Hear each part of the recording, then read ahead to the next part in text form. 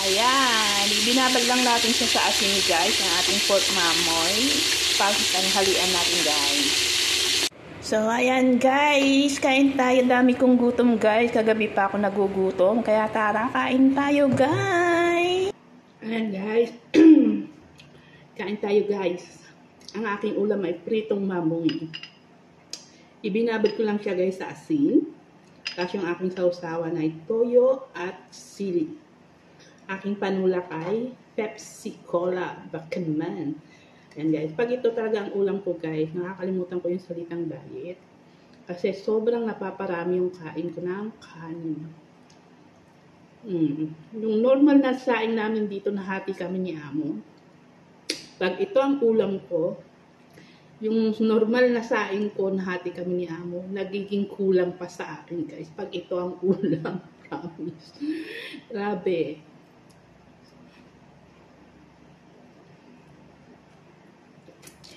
Pero, kahit alam kong kulang yung kanin para sa akin pag yung ulam, siyempre, pinipigilan ko yung sarili kong kumain ng marami, guys.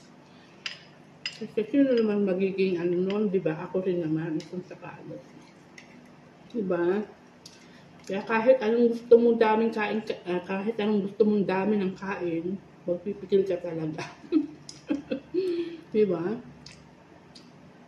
Kain tayo, guys.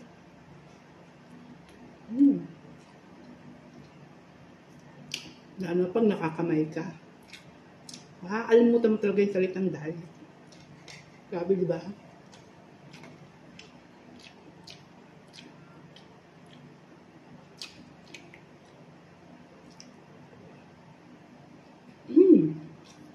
Grabe.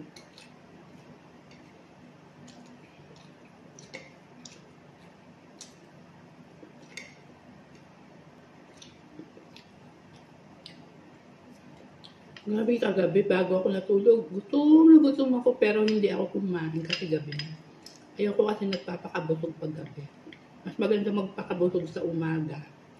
At least marami pang oras bago matulog. Kasi matutulog akong tanghali. Yun lang, wala rin.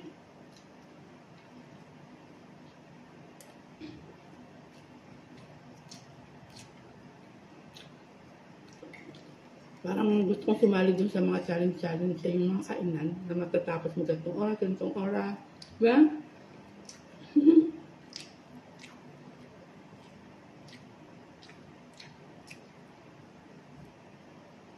Okay guys.